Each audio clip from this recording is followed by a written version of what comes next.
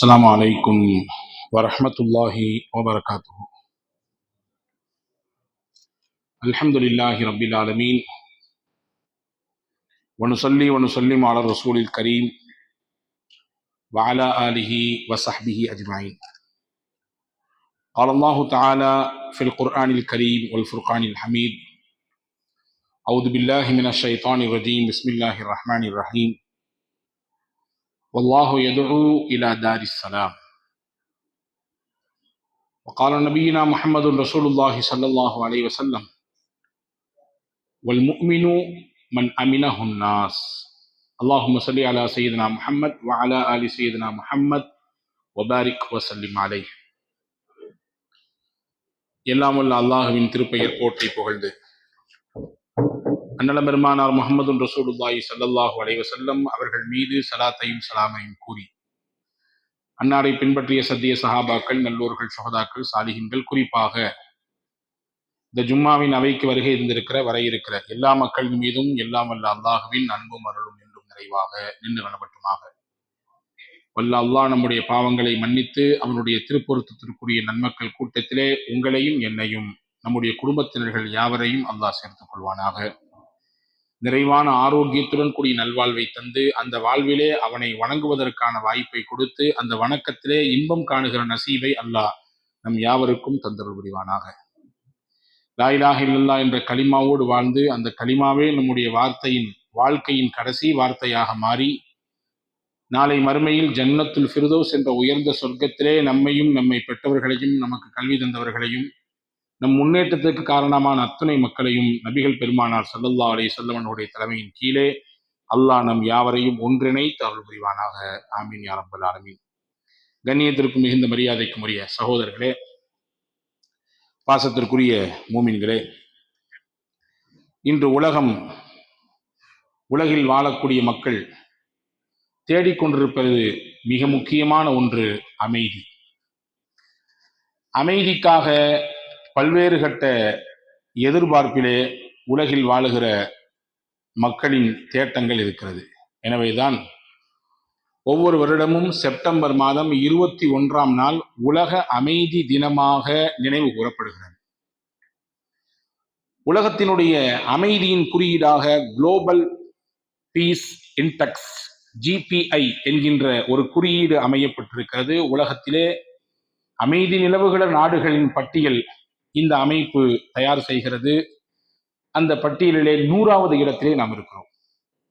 அமைதி மிகுந்த நாடுகளின் பட்டியலிலே 100வது இடத்திலே நாம் இருக்கிறோம். தொடர்ச்சியாக ஐஸ்லாந்து, அயர்லாந்து, ஆஸ்திரியா, நியூசிலாந்து போன்ற நாடுகள் அமைதியான நாடுகளின் பட்டியலே முன்னிலையிலே எப்பொழுதும் இருந்து வருகிறது.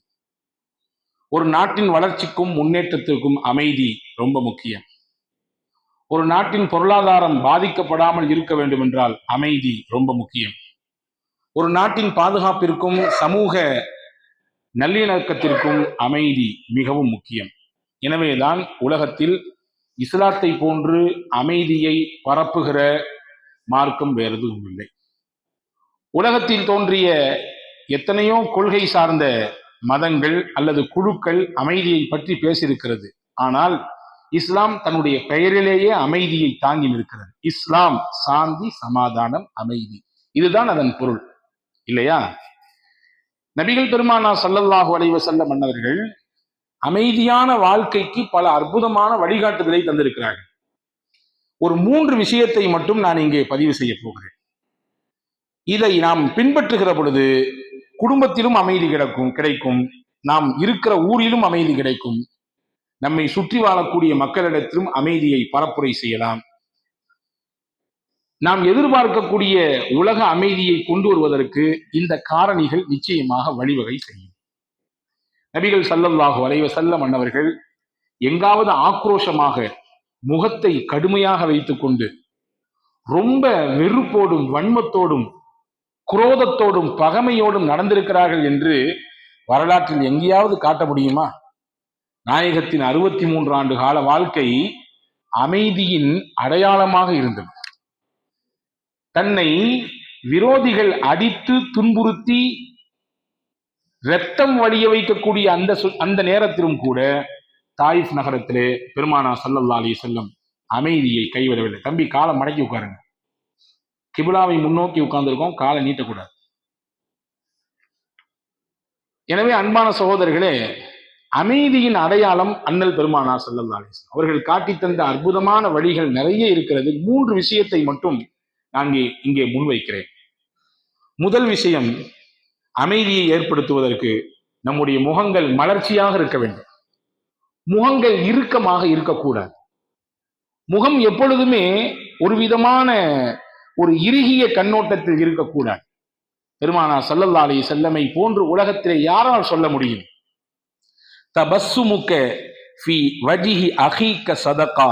ஸஹீஹ் இப்னு ஹிப்பான் என்கின்ற நூலிலே இந்த ஹதீஸ் வந்திருக்கிறது. சையதுனா அபூதர் கிஃபாரி ரலியல்லாஹு சொல்கிறார்கள், உம் சகோதரனை பார்த்து நீங்கள் புன்முறுவல் பூப்பது நீங்கள் செய்யும் அறம், சதகா, தர்மம் கொடுத்த நன்மையை உங்களுக்கு தரும் என்று நபிகள் பெருமானார் ஸல்லல்லாஹு அலைஹி வஸல்லம் சொன்னார்கள்.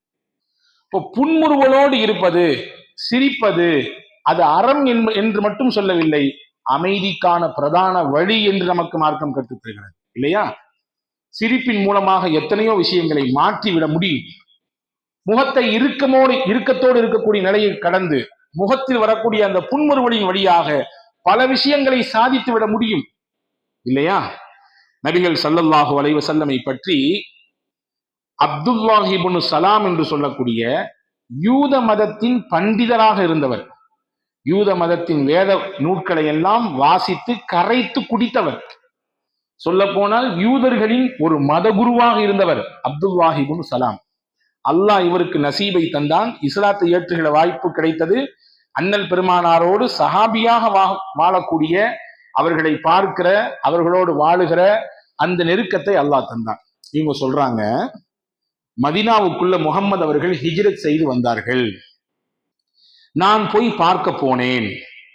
மதீனால மக்கள் கூட்டம் அலைமோதியது. முகம்மது அவர்களை வரவேற்க ஸல்லல்லாஹு அலைஹி வஸல்லம் மக்கள் அப்படி ஆர்ப்பரித்து நின்றார்கள். மதீனாவுக்குள்ளே வந்தவுடன் எந்த பாசாங்கும் செய்யவில்லை முகம்மது அவர்கள், எந்த படோடாபமும் இல்லை, எந்த பகட்டும் இல்லை, எந்த பெருமையும் அகங்காரமும் இல்லை.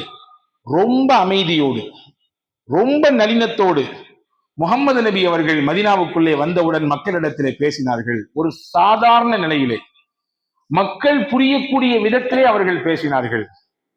நிறைய செய்தி சொன்னாங்க, முக்கியமா 4 செய்தி சொன்னாங்க. அதெல்லாம் நாம் பல தடவை கேட்டிருப்போம்.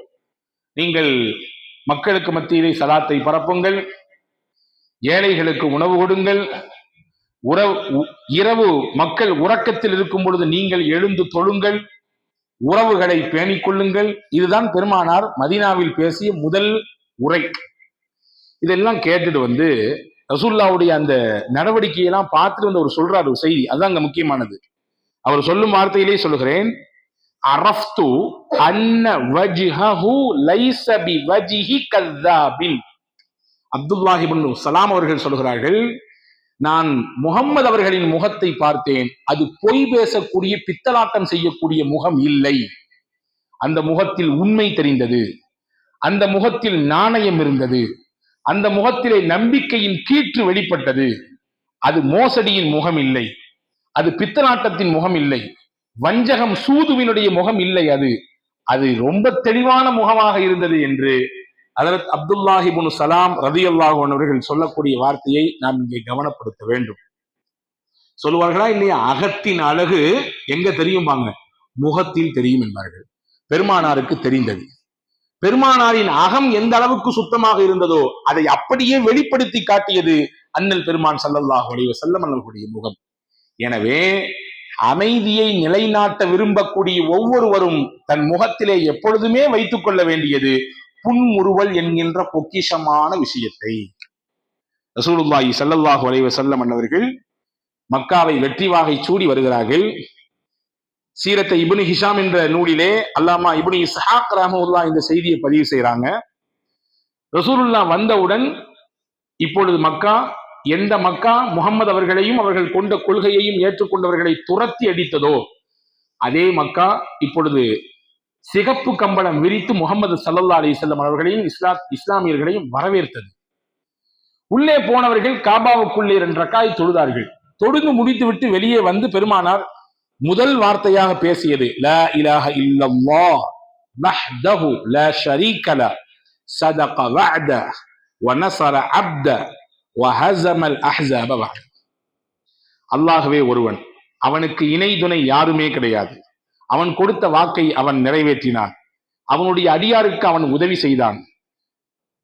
அந்த இஸ்லாத்தையும் இஸ்லாமியர்களும் விரட்டி அடித்தவர்களை, துன்புறுத்தியவர்களை அவனே பார்த்து கொண்டான் என்று பொருள்பட இருக்கக்கூடிய இந்த கலிமாக்களை ஓதிட்டு வெளியே வந்து நின்னாங்க. காபாவுடைய கேட்ல எல்லாரும் கூடியிருந்தாங்க. அந்த கூட்டத்திலே முஸ்லிம்கள் இருந்தார்கள். குறிப்பாக பிரதானமாக மக்காவிலே வாழக்கூடியவர்கள் அதிகமாக இருந்தாங்க. மக்காவினுடைய சொந்த ஊர்க்காரர்கள், அதாவது முகமது ரசூலுல்லாவை விரட்டி அடித்ததிலே பங்கெடுப்பு எடுத்தவர்கள் அல்லது வேற வழி இல்லாம அந்த காலகட்டத்துல மக்கால வசிச்சவங்க எல்லாரும் நின்னாங்க. இப்ப ரசூலுல்லாஹி ஸல்லல்லாஹு அலைஹி வஸல்லம் கேட்டாங்க, யா மாஷர குரைஷ், குறைஷிகளின் கூட்டமே, மா தரவுன அன்னி ஃபாயிலும் பிக்ஃபீக்கும், நான் உங்கள்கிட்ட எப்படி நடந்துக்குவேன் அப்படின்னு நீங்க நினைக்கிறீங்க? நீங்களே சொல்லுங்க. இதே ஊர்ல இருந்தா என்னைய நீங்க விரட்டி அடிச்சீங்க.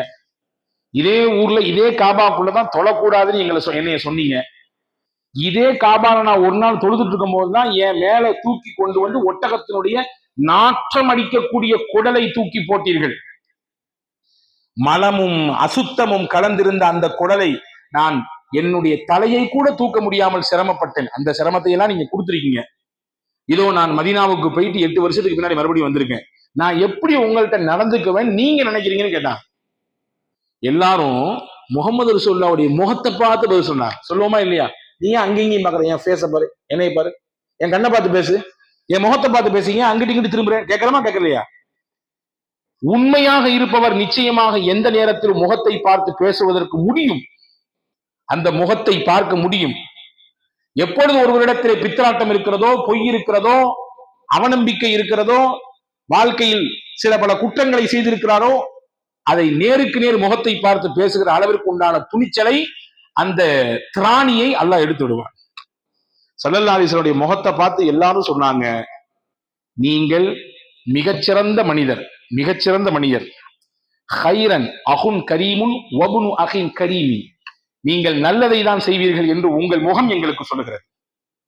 ஏன்னா நீங்க ரொம்ப கண்ணியமானவங்க, கண்ணியமான குடும்பத்தினுடைய பாரம்பரியத்துல வந்தவங்க. ஒரு காலமும் உங்கள்கிட்ட இருந்து தப்பு நடக்காது, ஒரு காலமும் எங்களுக்கு உங்கள்கிட்ட இருந்து அநியாயம் நடக்காது என்று எல்லா மக்களும் முகமது ரசூலுல்லாஹ்வின் முகத்தை பார்த்து சொன்னார்கள். நான் கேட்கிறேன், ஒருவர் இதே கேள்வியை கேட்கிறார், முகத்தை வெறப்பாக வைத்துக் கொண்டு, கடுகடுப்பாக வைத்துக் கொண்டு, முகத்திலே 1000 கிலோ ஆணவத்தை வைத்துக் கொண்டு ஒருத்தர் கேட்டார்னா பதில் எப்படி வரும்? நடுங்கி போய் சொல்லுவாங்க, ஐயோ என்ன நடந்தாலும் என்ன நடக்குமோ தெரியல, எப்படியான சந்திப்புகளை இழிவுகளை சந்திக்க போறோமோ தெரியல என்ற நடுக்கம் தானாகவே அந்த கடுகடுப்பான வன்மமுக்க அந்த முகத்தை பார்க்கும் பொழுது வரும். ஆனால் முகமது அவர்களின் முகத்தை பார்க்கும் பொழுது யாருக்குமே அப்படியான எண்ணம் வரவில்லை. எல்லாரும் சொன்னார்கள், முகத்தை பார்த்து சொன்னார்கள், நீங்கள் நல்லதை தான் செய்வீர்கள், நீங்கள் உண்மையை தான் உரைப்பீர்கள், நீங்கள் கண்ணியமான குடும்பத்தில் பின்னணியில் வந்தவர்கள், ஒருபொழுதும் உங்கள் விஷயத்திலே நாங்கள் அவநம்பிக்கை கொள்ள மாட்டோம். இது சொன்னது முகமது ரசூலுல்லாவை ஏற்றுக்கொண்டவங்க இல்ல, முகமது ரசூலுல்லாவை எதிர்த்தவர்கள், எதிர்த்தரப்பிலே இருந்தவர்கள், நபியை விரட்டி அடித்தவர்கள், அந்த வம்சத்துல வந்தவங்க சொன்னாங்க. இப்ப நபியின் திருமுகம் இருக்கிறதே எப்பொழுதுமே மலர்ச்சியோடு இருக்கும். அதுதான் அமைதிக்கு மிகப்பெரிய காரணமா இருந்துச்சு. நம்ம எல்லாம் கேள்விப்பட்டிருப்போம். இந்த ஹதீஸ் நான் சொல்றேன், உங்களுக்கு ஞாபகத்துக்கு வரும். பெருமானார் ஸல்லல்லாஹு அலைஹி இந்த ஹதீஸ் அறிவிப்பாளர் செய்தனா அனஸ் இப்னு மாலிக் ரலியல்லாஹு அன்ஹு, புகாரியில் இந்த ஹதீஸ் வருகிறது. ஸல்லல்லாஹு அலைஹி வஸல்லம் நான் ஒரு நாள் நடந்து போய் கொண்டிருந்தேன். ரசூலுல்லாஹ் தன்னுடைய கழுத்துல ஒரு துண்டு போட்டிருந்தாங்க. அது நஜ்ரான் தேசத்துல யமன்ல இருந்து நெஞ்ச துண்டு, நல்ல முறமுறப்பா இருந்துச்சு. அத களத்துல போட்டிருந்தாங்க. ஒருத்தர் வேக வேகமா வந்தாரு, கிராமத்திலிருந்து வந்த ஒரு கிராமத்து மனிதர், கிராமத்தார் வந்தார். வந்தவர் அந்த துண்டை பிடிச்சு வேகமாக ஒரு இழு இழுத்தார். ஒரு பக்கமாக இழுக்க 2 பக்கத்திலும் தொங்கிக் கொண்டிருந்த அந்த துண்டினுடைய ஒரு நுனி இழுத்த இழுப்புல கழுத்துல கோடு போட்டுட்டு அப்படி கீழே வந்து விழுந்துச்சு.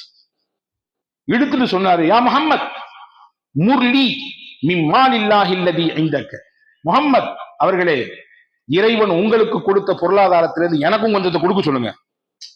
கேட்கறதே அவரு தேவை கேட்கிறாரு. அதை எப்படி கேட்கிறாரு பாருங்க, முறை தவறி முதல்ல பேரை சொல்றாரு, மரியாதை இல்லாம பேரை சொல்றாரு. நம்ம வயசுல குறைவாக இருந்தாலும் வழியில் வைத்து ஒருவர் நம்மை பெயர் சொல்லி கூப்பிடுவதை எல்லோரும் விரும்புவது இல்லை. நம்ம அவங்க பார்த்துதான் நம்ம வளர்ந்துருப்போம். அவங்களோட வயசுல கிட்டத்தட்ட நம்ம அத்தாவோட வயசா தான் இருக்கும்.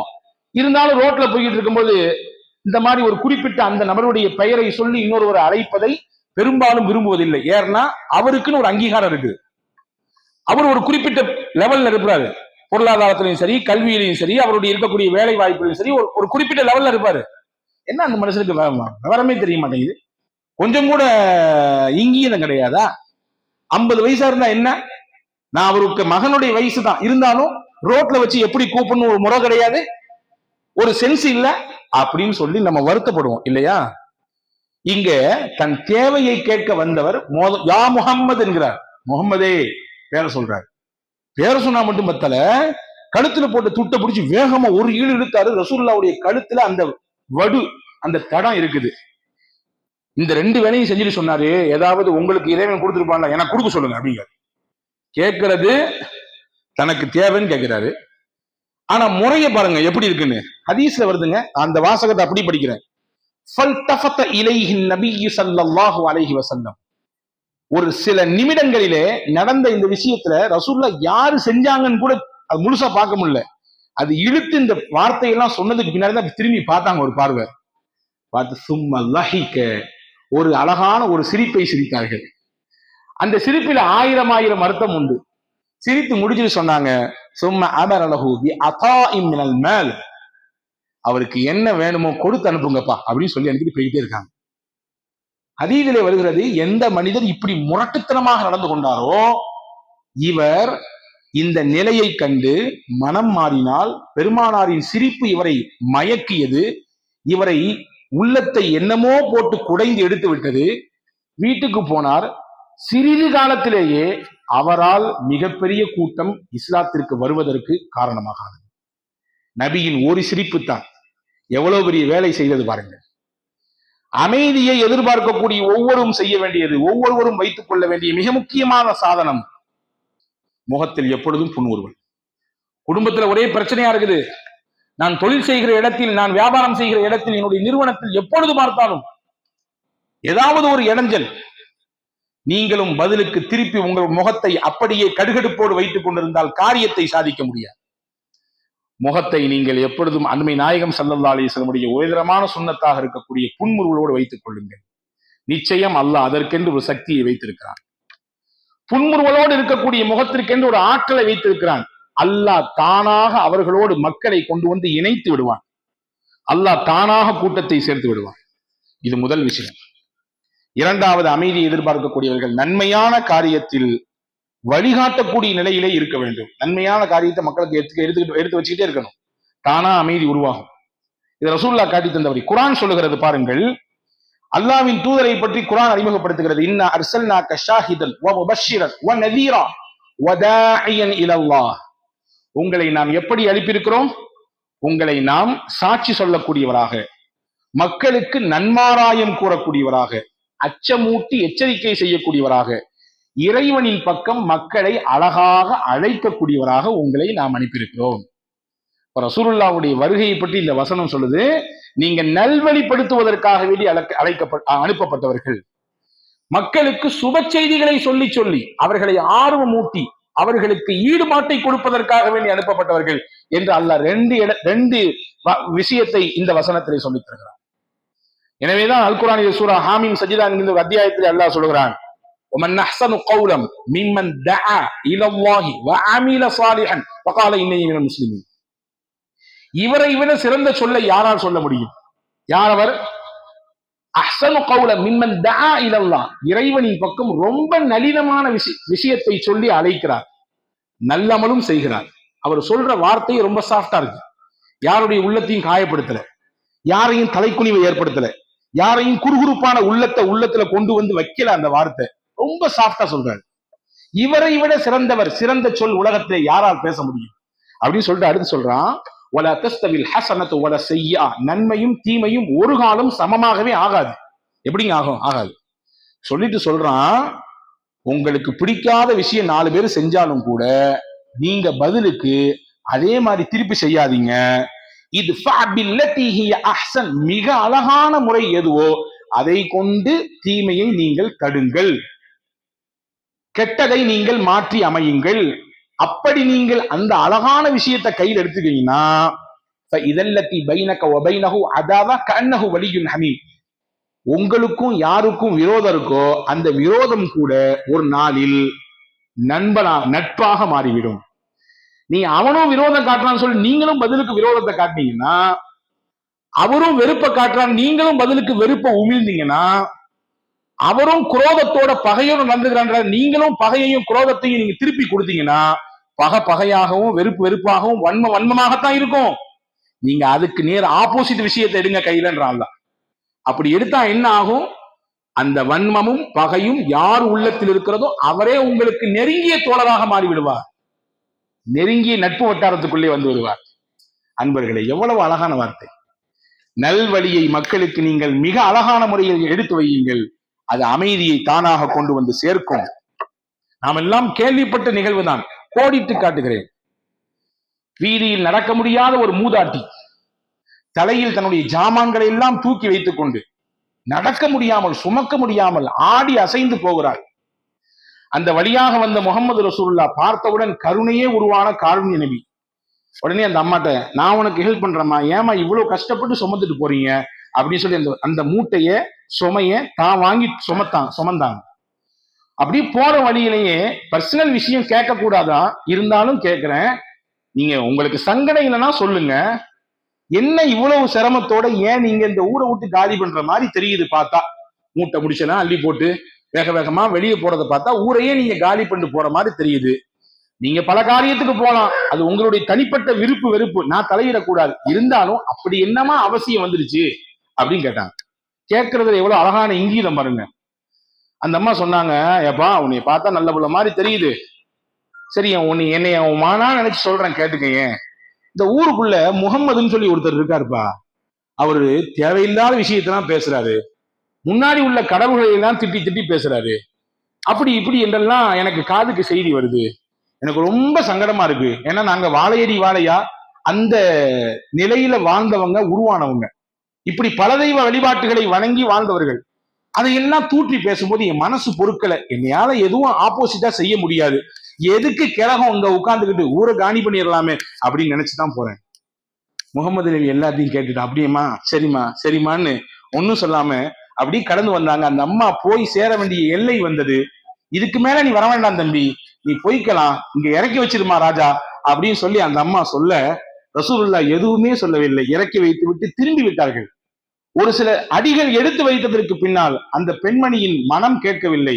தம்பி ராஜா இங்க திரும்புங்க, யார் நீங்க, உங்க பேர் என்னன்னு சொல்ல கூட இல்லையே, இவ்வளவு தூரம் எனக்கு ஹெல்ப் பண்ணிருக்கீங்களே, இவ்வளவு தூரம் என்னுடைய சுமையெல்லாம் தாங்குனீங்களே, யாருமா நீங்க, சொல்லுங்களேன் உங்க பேரை அப்படின்னு கேட்ட உடனே அண்ணன் நபி சொன்ன வார்த்தை தான், இவ்வளவு நேரம் எந்த முகம்மதை நீங்கள் சாடி பேசினீர்களோ அந்த முகம்மது நானே என்றார்கள்.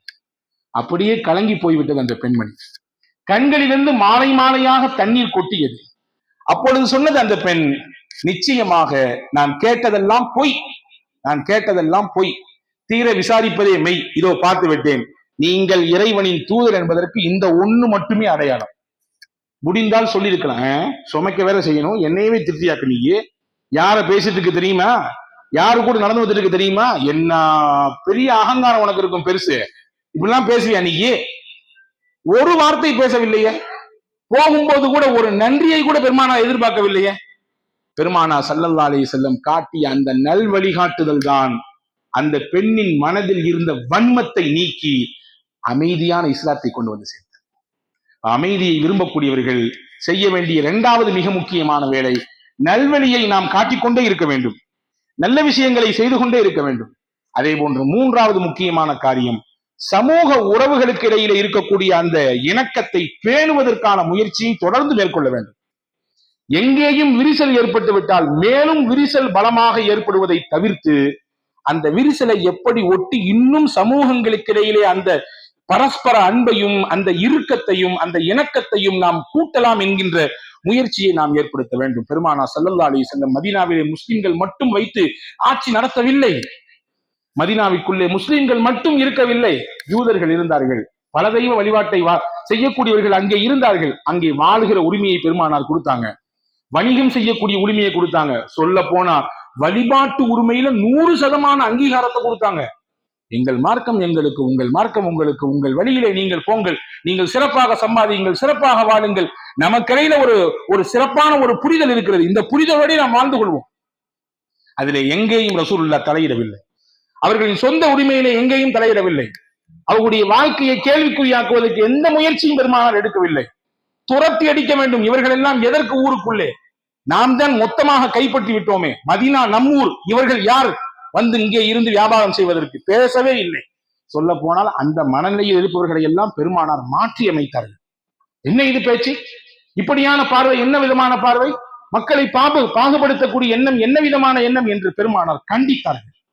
அப்ப சமூக உறவுகளுக்கு இடையிலே இணக்கத்தை ஏற்படுத்துவதற்கான முயற்சிகளை தொடர்ந்து மேற்கொண்டு கொண்டே இருக்க வேண்டும்.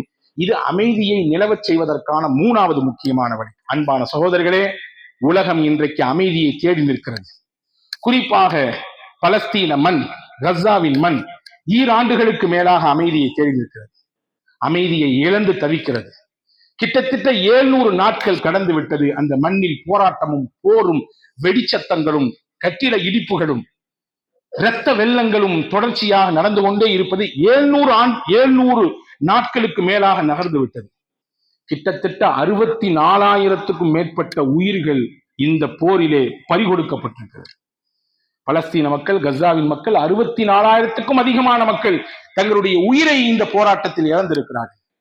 லட்சக்கணக்கான மக்கள் வீடுகளை இழந்து, வாழுகிற வசிப்பிடங்களை இழந்து, அனாதைகளாய் சொந்த ஊரிலே அகதிகள் முகாமிலே தங்க வைக்கப்பட்டிருக்கிறார்கள். இதிலே வேதனையின் உச்சம் என்னவென்றால், குழந்தைகள் யாருடைய குழந்தையாக இருந்தாலும் ஒரு சின்ன கஷ்டம் என்றால் எல்லாரின் உள்ளமும் துடிதடித்து போகும். ஒண்ணும் இல்லைங்க, ரோட்ல நடந்து வந்துட்டு இருந்தோம், பள்ளிக்கு தொழுவைக்காண்டி வர்றோம், ஒரு சின்ன பாப்பாவும் வருது, வேகமா ஓடி வந்துச்சு, கால் தடிக்கு டப்பு நிக்கிற வந்துச்சு. யாரா இருந்தாலும் பிடிச்சி தூக்குவாங்க. பாப்பா என்னம்மா ஏமா இவ்வளவு ஃபாஸ்டா வர?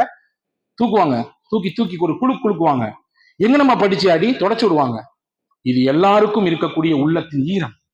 ஆனால் இந்த ஈரம் கூட இல்லாமல் 16,000 குழந்தைகள் கொல்லப்பட்டிருக்கிறது காசாவில் மட்டும். இந்த ஈராண்டுகளில் எத்தனை குழந்தைங்க? 16,000 குழந்தைகள் கொல்லப்பட்டிருக்கிறது. அல்லாஹு அக்பர். கிட்டத்தட்ட 94% ஹாஸ்பிட்டல்கள் மொத்தமும் தரைமட்டம். அந்த காசாவில் இருந்த சுற்று வட்டாரத்தில் இருந்த 94% மருத்துவமனைகள் முழுவதுமாக இடித்து தரைமட்டமாக்கப்பட்டது. ஒரு பகிரங்கமான இன அழிப்பு, ஜனோசைட் என்று சொல்லக்கூடிய இன அழிப்பை இஸ்ரேலிய பயங்கரவாதம், அதற்கு பக்க துணையாக அமெரிக்கா போன்ற நாடுகள் பகிரங்கமாக செய்து கொண்டிருக்கிறது. அன்பான சகோதரர்களே, செய்தி சேகரித்தல் என்பது உலகத்தினுடைய எல்லா நாடுகளிலும் இருக்கக்கூடிய ஒரு விஷயம் இல்லையா? ஏதாவது ஒரு விஷயம்னா, ஒரு இஷ்யூன்னா போய் அங்க போய் பத்திரிகையாளர்கள் நின்று அந்த செய்திகளை கலெக்ட் பண்ணி உலக மீடியால அல்லது அவங்க பகுதியில் இருக்கக்கூடிய மீடியாக்கள்ல எழுத்து ஊடகமோ அல்லது காட்சி ஊடகமோ அதை வெளியிடுவது சர்வசாதாரணம். நீங்க கேட்க ஆச்சரியப்படுவீங்க. இந்த ஈராண்டுகளில் கசாவில் பிடித்து கொடூரமாக கொலை செய்யப்பட்ட பிரஸ் பத்திரிகையாளர்கள் எண்ணிக்கை மட்டும் 217 பத்திரிகையாளர்கள் இஸ்ரேலிய அராஜகத்தின் உச்சகட்டத்தில் போய் செய்தி சேகரிக்க வந்தவர்களை பிடித்து கொடூரமாக கொலை செய்திருக்கிறார். அன்புக்குரியவர்களே, இதுல என்ன வேதனைன்னா, இத்தனை ஆயிரம் மக்கள் இழந்திருக்கிறோம். இதுல 83% மக்கள் பொதுமக்கள், எதுவுமே தெரியாதவங்க. ஆனா இஸ்ரேல்கிட்ட கேட்டா சொல்லும், ஹமாஸை அடிக்கிறதுக்காண்டி தான் அந்த போர், ஹமாஸை இல்லாம ஆக்குறதுக்காண்டி தான் இந்த போர், ஹமாஸின் தீவிரவாதத்தை அடக்குவதற்காக வேண்டிதான் இந்த போர். அதற்கு சப்பை கட்டுகிறது யுஎஸ், அமெரிக்காவும் இல்லையா? ஒரு சில நாட்களுக்கு முன்னால் கத்தாரை நோக்கி ஒரு ஏவுகணை விடப்படுகிறது இஸ்ரேலில் இருந்து. காரணம் கேட்டா, ஹமாஸ் தீவிரவாதி நீங்க அரவணைத்து வச்சிருக்கேன்றான். இதற்கு பக்கபலமாக கத்தாரில் தான், அமெரிக்காவினுடைய வளைகுடா நாடுகளில் இருக்கக்கூடிய மிகப்பெரிய இராணுவ தளம் கத்தாரில் தான் இருக்கிறது. அவனுடைய அனுமதி இல்லாமல் நிச்சயமாக ஒரு சின்ன துரும்பு கூட வர இயலாது. அப்ப நிச்சயமாக எல்லாரும் கூட்டுச்சதியாக சேர்ந்து ஹமாஸ் என்கின்ற பெயரிலே காசா முழுவதுமாக சிதைக்கப்பட்டுக் கொண்டிருக்கிறது. உலகத்தை யாரையும் மதிக்கிறது இல்லை, ஐநாவை மதிக்கிறது இல்லை, சர்வதேச நீதிமன்றத்தை மதிப்பதில்லை. யாருடைய பேச்சுக்கும் எந்த முன்னுரிமையும் கொடுக்காமல் ஒரு அராஜகத்தின் உச்சிக்கு போய் இப்படியான செயலை தொடர்ச்சியாக இஸ்ரேல் செய்து கொண்டிருக்கிறது. இதிலே பரிதாபம் காசாவின் மக்களின் நிலைதான். ஆகஸ்ட் மாசம், போன மாசம் லாஸ்ட்ல தி குளோபல் ஸ்மித் புளோட்டில்லா என்கின்ற ஒரு அமைப்பு உலகத்தின் பல்வேறு துறைமுக நகரங்களிலிருந்து கிளம்பி சின்ன சின்ன கப்பல், படகு இதை எல்லாத்தையும் எடுத்துக்கிட்டு அந்த கப்பல்ல, படகுல தண்ணீர் பாட்டில், மருந்து, மாத்திரை, தேவையான பொருட்களை எல்லாம் தூக்கி போட்டு போய்கிட்டு இருக்காங்க. எங்க போறாங்க தெரியுமா? காசாவை முற்றுகையிட்டு வைத்திருக்கக்கூடிய இஸ்ரேலை எதிர்ப்பதற்காக போயிட்டு இருக்காங்க. அதுல போறவங்க யாரெல்லாம் இருக்காங்க தெரியுமா? டாக்டர்ஸ் இருக்காங்க, பெரிய பெரிய சர்வதேச வழக்கறிஞர்கள் இருக்கிறார்கள், மிகப்பெரிய கல்வியாளர்கள் இருக்கிறார்கள், சமூக செயல்பாட்டாளர்கள் இருக்கிறாங்க, தன்னார்வலர்கள் இருக்கிறார்கள், என்ஜிஓக்கள் இருக்கிறார்கள். இப்படி பல நபர்கள் சேர்ந்து உலகத்தில் பெரிய பெரிய துறைமுகங்களிலிருந்து கப்பல் வழியாக இந்த பெயரிலே காசாவின் மக்களை பாதுகாக்க எங்களால் ஆன முயற்சி என்ற அடிப்படையிலே களம் இறங்கி செயல்பட்டுக் கொண்டிருக்கிறார்கள். இங்கே நமக்கான ஒரு கேள்வி என்னவென்றால், நம்முடைய ஈமானிய உறவாக இருக்கக்கூடிய காசாவின் மக்களுக்காக வேண்டி நாம் என்ன செய்திருக்கிறோம்? அன்பர்களே, முதல் விஷயம் நான் சொல்லுகிறேன், 2 காரியம் சொல்லுகிறேன். உங்கள் தனிப்பட்ட துவாவில் பிரத்யேகமாக காசா மக்களுக்கு மட்டும்தான், உங்களுடைய தேவை அதுல வரக்கூடாது. அது தனிப்பட்ட முறை நீங்க செஞ்சுக்கீங்க. 2 ரக்காய் தொழுங்கள், அல்லது உங்களால் என்ன நன்மை செய்ய முடியுமோ செய்யுங்கள். அது சதக்காவாக இருக்கலாம், அல்லது திலாவத்தாக இருக்கலாம், அல்லது வேற எதுவாக இருக்கலாம். செய்துவிட்டு பியூரா காசாவின் மக்களுக்காக வேண்டி நீங்கள் 2 விஷயத்தை சொல்லி துவா செய்யுங்கள். ஒன்று, ஹஜ்ரத் யூனுஸ் அலைஹிஸ்ஸலாம் ஓதிய லா இலாஹ இல்லா அன்த சுப்ஹானக இன்னி குன்து மினல் ஸாலிமீன் அந்த கலிமாவை ஓதி காசா மக்களுக்காக வேண்டி கேளுங்கள். 2வது, அல்லாஹ்வின் தூதர் சொல்லிக் கொடுத்தார்கள், அல்லாஹும்ம இன்னா நஜஅலுக ஃபீ நுஹூரிஹிம் வ நஊது பிக மின் ஷுரூரிஹிம். ரசூலுல்லாஹ் எப்போ எதிரிகளுடைய அழுச்சாட்டியமோ, ஆணவமோ, அக்கிரமமோ தலைவிரிச்சு ஆட ஆரம்பிச்சிச்சோ இந்த துவா ஓதுவாங்க. அபூ மூஸா அஷ்அரி ரலியல்லாஹு சொல்றாங்க, இந்த துவா ரசூலுல்லாஹ் ஓதுவாங்க, இன்னா நஜஅலுக ஃபீ நுஹூரிஹிம், யா அல்லாஹ் அவர்களின் முடிவை நாங்கள் உன்னிடத்தில் விட்டு விட்டோம், நீ பாத்துக்கோ, அழிச்சிரு, இல்லாம ஆக்கிரு, கடன் தெரியாம ஆக்கிரு.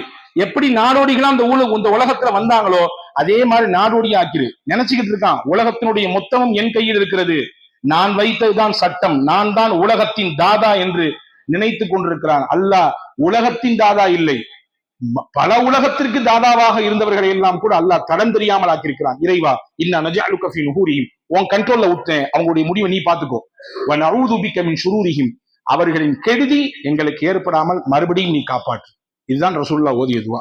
இந்த 2ஐயும் தனிப்பட்ட முறையில் காசாவின் மக்களுக்காக வேண்டி நீங்கள் கேளுங்கள்.